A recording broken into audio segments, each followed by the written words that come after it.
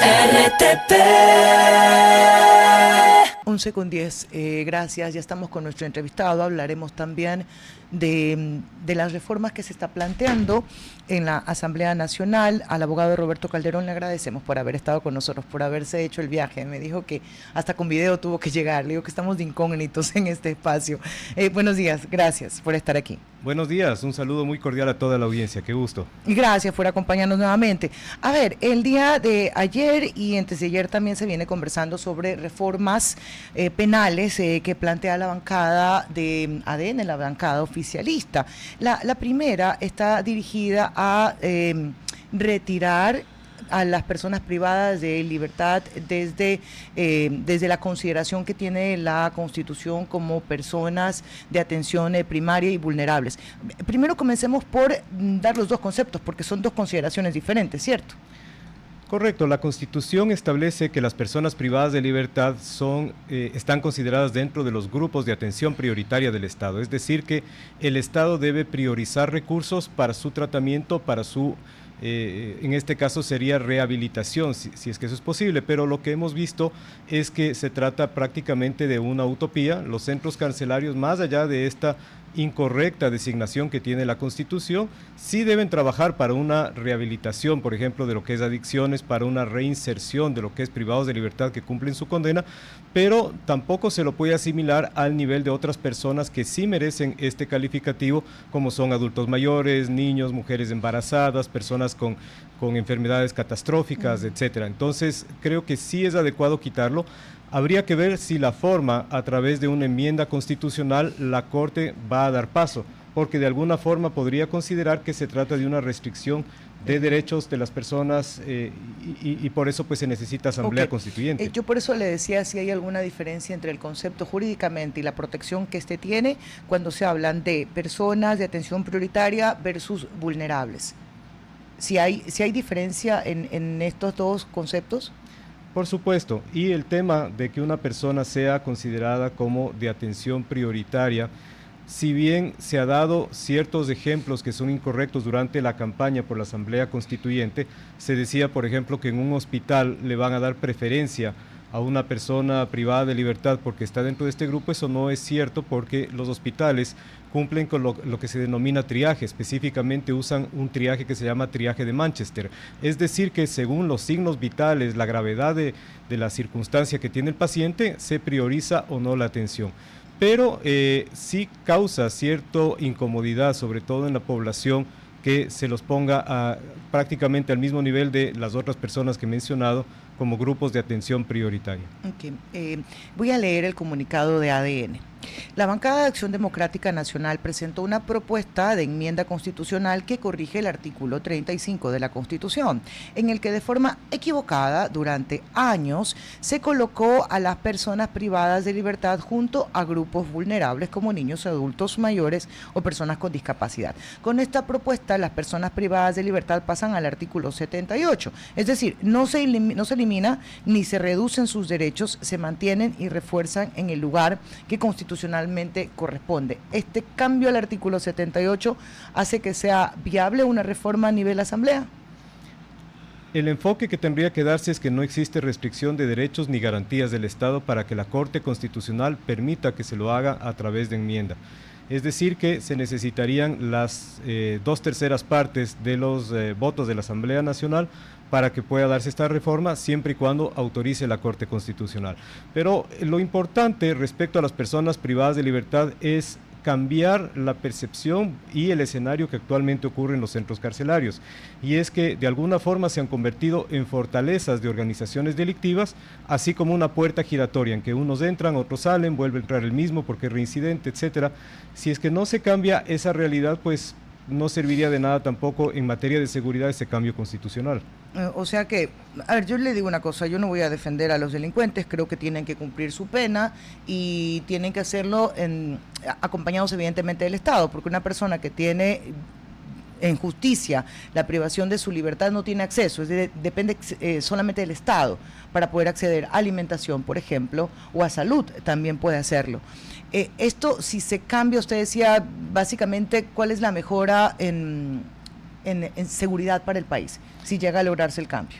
Las mejoras que se debe hacer son de fondo. Si es que no mejoramos nuestros sistemas educativos, si es que no mejoramos nuestros sistemas de inteligencia, todo lo que tiene que ver con prevención del delito, incluso el sistema de salud, porque recordemos que muchos de los delincuentes padecen ya sea de adicciones o de trastornos mentales. Si es que no cambiamos esa base, no podemos decir que esta sería algo pues revolucionario que vaya a cambiar la realidad de la seguridad en el Ecuador. Entonces hay cambios sustanciales que tienen que hacerse, y este sería una de las cosas más que se abona para que se den cosas positivas en materia de seguridad. Sí hay que resaltar que el tema de seguridad se ve que es una prioridad para el gobierno. Existen muchas iniciativas. Dos gobiernos anteriores prácticamente no hicieron ningún cambio, no tuvieron ninguna propuesta ni iniciativa, y hay problemas grandes acumulados. Fíjese, el artículo 78 de la Constitución dice o consagra el derecho a una vivienda digna y al medio ambiente sano, estableciendo que el Estado garantizará este derecho, que se vincula a la función social de la propiedad y la planificación urbana, permitiendo la expropiación por interés social y creación de programas. Van a poner un numeral adicional a este artículo 78 donde van a incluir las personas privadas de libertad. Con eso se zanja la discusión si es regresivo o no en derechos. Podría ser. Siempre sobre la Constitución van a primar por incluso disposiciones constitucionales los tratados internacionales de derechos humanos. Y cuando hablamos de personas privadas de libertad, tenemos, por ejemplo, firmado por parte de Ecuador lo que se denomina reglas de Mandela, que son reglas de tratamiento mínimo en instituciones carcelarias para privados de libertad. Entonces, independientemente de los cambios constitucionales, los tratados internacionales de derechos humanos y estas reglas de Mandela pues son de inmediata y directa aplicación. Hay un problema también que se discutió mucho durante la época de campaña respecto al artículo 77, es básicamente las garantías del debido proceso que tienen los reos, los posibles responsables de un delito. Y hablamos de que siempre se establece que como última ratio es la prisión, ¿no? Y se entiende que ese es un principio aplicado a nivel mundial, donde vemos que delitos muy graves, inclusive en los Estados Unidos, se termina sentenciando al reo en libertad, ¿no? Hasta la fecha de su audiencia, inclusive queda en libertad hasta la fecha de la apelación y en la fecha que se decida definitivamente su destino. En este caso puntual, nosotros una de las cosas que se critican mayormente es la reincidencia constante en la entrada, el ingreso y salida de delincuentes de la cárcel. Personas que han sido detenidas 14 veces en los últimos 5 años, lo cual parece una locura a simple vista, pero existen muchas garantías penitenciarias que se abarcan dentro de este paraguas de última ratio, la prisión preventiva, que refleja por lo menos que existe un problema en nuestro sistema judicial. Por eso yo voy del 77, digamos, en la Constitución, pero yo creo que los cambios deberían ser de fondo en el Código Orgánico Integral Penal. Corríjame si me equivoco, doctor. Sí, de mi experiencia como abogado penalista le puedo comentar que existe un problema con este artículo 77 en la Constitución, porque establece que la medida de privación de libertad no será la regla general. Dice que sirve para garantizar la comparecencia del acusado o imputado al proceso, garantizar el derecho a la víctima a una justicia pronta y asegurar que el procesado cumpla con la pena. Y aquí es donde tenemos este candado constitucional, donde no podemos aplicar otras circunstancias en las que debería aplicarse la prisión preventiva. Por dar un ejemplo, el artículo 308 del Código de Procedimiento Penal de Colombia establece que se dicta la prisión preventiva también cuando existe un peligro para la sociedad o para la víctima, o cuando existen pues indicios que la persona puede obstruir el debido ejercicio de la justicia. Ya, pero eso Acá no podríamos aplicarlo porque la Constitución nos pone el candado que son solamente para 3 circunstancias. Ok, déjeme seguir con este comunicado porque quiero hilar lo que justamente usted ha dicho. Si se corrige el artículo 35, es decir, retirar de personas vulnerables a quienes son considerados personas privadas de libertad, le cierra la puerta a las posibilidades para que quienes estén detenidos usen esa condición, es decir, de vulnerabilidad, para conseguir medidas cautelares, acciones de protección y salidas anticipadas. No, pienso que el tema de lo que es garantías penitenciarias, existen jueces de garantías penitenciarias, son los que están pues recibiendo todo lo que es peticiones de los privados de libertad. Esos jueces tienen ya las disposiciones estrictas que se encuentran en el Código Orgánico Integral Penal. Ajá. Entonces no varía porque los derechos que ellos han adquirido, por ejemplo, de tener permiso, bueno, de ser atendidos médicamente si es que amerita el caso, ser trasladados a un hospital, etcétera, eso no cambiaría. Es más bien de interés de la administración carcelaria el trasladar personas que se encuentren con enfermedades para que no puedan contagiar al resto. Solo hablando de tuberculosis, por darle un ejemplo, se considera que la prevalencia de la tuberculosis en centros carcelarios es 100 veces mayor al de la población general. Normal, por el hacinamiento que tiene, Por el hacinamiento y falta de condiciones y alimentación, de salud. que básicamente son las razones por las que se pueden empeorar los cuadros. Claro, por eso se sostenía en el camino de que se pueden hacer reformas o enmiendas constitucionales, lo cual era una postura de la oposición, por así decirlo. Ahora lo importante es que esto se plasme en las enmiendas que propone, en este caso puntual, el partido oficialista, que esperemos que si tienen alguna contradicción por parte de la oposición, si una contradicción legal, legítima, que valga la pena salir a defenderlo, porque creo yo que ya estamos en la cancha o en el escenario donde, no hubo constituyente, esto no se puede cambiar. ¿Qué vamos a cambiar y se puede o no se puede? ¿Usted cree que esto modifica, por ejemplo, la estructura del Estado o es regresivo de derechos, eliminar el 77 de la Constitución o ponerle salvo ciertas excepciones que establecerá el Código? Solo para hacer una precisión, eso no es lo que ha presentado ADN. No, yo sé, pero como una propuesta del 77, que es el que más se atacó, y creo yo que es el problema más de fondo. Ok, sí estoy de acuerdo contigo, porque fue lo que más se mencionó. Ese y el de las personas, oye, que me cuesta recordar esto, grupos de atención prioritaria. Creo que la Corte, si es que se cambia este artículo, por ejemplo el 77, el que hablamos de la prisión preventiva, para incorporar que también se pueda dictar cuando hay peligro para la seguridad de la sociedad o de la víctima, o cuando la persona vaya a obstruir el debido ejercicio de la justicia, pienso que tendríamos ahí que hacer una ponderación de derechos, es decir, habría una especie de antinomia cuando entran en conflicto dos disposiciones constitucionales, porque las víctimas de delitos también son personas de atención prioritaria. Entonces tenemos que poner en una balanza qué derecho prevalece, y si vemos el derecho de las víctimas sobre el derecho del que cometió un delito, va a prevalecer el derecho de las víctimas en esa ponderación. Así es que si la Corte hace un trabajo adecuado y permite esa ponderación para que se pueda reformar ese artículo 77, habremos dado un gran paso en temas de seguridad. Digamos que eso no pasa, déjeme ser terriblemente negativa, ¿ya? Digamos que no pasa en la Asamblea, no pasa en la Corte Constitucional. A nivel de Consejo de la Judicatura, ¿es posible hacer revisión de sentencias, pero buscando los justificativos legales, como para entender por qué a alguien se le da una prisión preventiva y por qué no? ¿Se puede o estaríamos limitando la libertad del juez?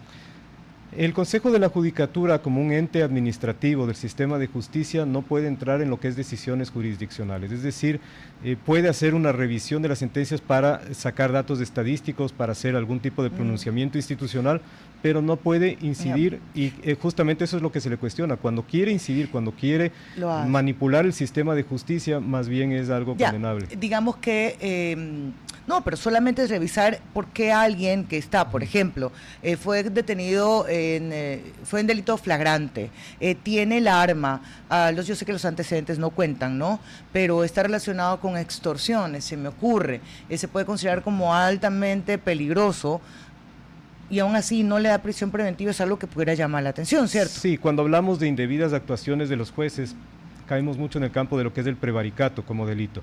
Entonces, corresponde a la Fiscalía General del Estado presentar abrir una investigación de oficio por el delito de prevaricato con ese juez, notificando al Consejo de la Judicatura para que pueda revisarse la actuación. Es decir, quien impulsa la acusación o quien impulsa el sistema penal en el Ecuador por disposición constitucional viene a ser Fiscalía General del Estado. No, aunque pudiera el Consejo de la Judicatura, si encuentra alguna presunción de un delito en un expediente administrativo sancionador disciplinario, elevarlo a la Fiscalía. Correcto, hay veces que ha ocurrido de oficio. Sí pasa eso también en casos sobre todo de alta alarma social, en que se revise el caso, remite el expediente a Fiscalía para que se pronuncie si Fiscalía abre o no abre una investigación fiscal. Incluso se me parece hasta como una medida de protección, porque hay jueces que sí están siendo amenazados y pueden poner en alerta a sus superiores: oye, me va a tocar darle, no darle prisión preventiva, pero tú ajústame a mí, revisa mi caso. Quizás sea una forma, exacto, yo no puedo directamente, porque ¿sabes qué? Conocen a mis hijos, dónde estudian mis hijos, saben dónde está mi esposa, yo voy a hacer lo que ellos me piden, pero tú, sale mi defensa, di, usted no puede dar esto y nada, tiene que ser prisión preventiva. Ese escenario yo lo veo como una necesidad de un ajuste de tuercas a una maquinaria que no está bien construida. Entonces debemos pensar si es que hay que reconstruir la maquinaria o seguimos haciendo el ajuste de tuercas una vez que ya pasó el problema. ¿Y cómo reconstruimos esa maquinaria? Necesitamos jueces probos, jueces honestos, jueces que estén comprometidos con la debida administración de justicia, para luego no tener que buscar remedios para un sistema que tiene esas fallas. ¿Plantear un aumento de sueldos a los jueces le parece algo descabellado? No, me parece correcto. Creo que la actividad de juez es una actividad que tiene que dignificarse, darles garantías de protección, garantías de seguridad, es decir, que no sean pues sujetos de extorsiones, de presiones, de amenazas, etcétera. Creo que un paso bueno sí ha sido el mantener a los jueces aislados. Está prohibido que los abogados tengamos contacto con los jueces. En casos de corrupción de jueces se ha encontrado que a veces son abogados, amigos de ellos o parientes quienes están recibiendo las coimas, por lo que hay que fortalecer la unidad de análisis financiero, la UAFE, para que haga en los círculos cercanos de los jueces un estudio, una verificación si existen o no dineros mal habidos. Ahora, pasemos a otro tema para aprovechar su presencia, y es sobre la crisis carcelaria, reconocido por el gobierno nacional a través de su ministro, John Reinberg, pues el trabajo del SNAI que es deficiente. Es solo un ejemplo cercano, es lo que ha ocurrido en la cárcel de Machala en un mes, 2 eventos de asesinatos que suman más de 20 personas, si no estoy equivocada. 27, 40 personas 40 entre los dos. personas. Los que se autoasfixiaron. ¿Qué va a creer? Que fueron como 27. Ni para redactar un comunicado. Y los otros asfixiados también. No, qué barbaridad. Que son 13. Entonces decía, hay una cárcel nueva, hay algunos que están presos, entiendo que debería ser los que tienen mayor peligrosidad, están siendo integrados a la cárcel llamada El Encuentro, pero ¿dónde está realmente la razón de la crisis carcelaria, doctor? En que los privados de libertad muchas veces tienen las llaves de los pabellones, controlan los pabellones, se ha querido pues ponerles, por ejemplo, lobos, tiguerones, etcétera, en sus propios pabellones y darle al llamado caporal, al jefe de ellos, el control de esos pabellones, para así mantener, entre comillas, una especie de pacificación de los centros carcelarios. Okay. Y lejos de eso, pues lo que hacemos es empoderarle. No todos los centros carcelarios tienen cerraduras electrónicas en las que desde una sala de control se pueda cerrar todas las celdas, y tienen pues el viejo sistema de tener un candado en la puerta. Entonces, la pregunta es ¿quiénes tienen las llaves de esos candados? Sabe que la primera vez que yo visité el centro de rehabilitación, esto habrá sido, póngase usted, año 2006, en la había entrado. Entonces ya cuando fui, me acuerdo que ese lugar se llamaba Pabellón Alto, pues yo creo que era una cosa oscura, horrorosa. Bueno, las cárceles no tienen que estar, no son un paraíso, ¿no?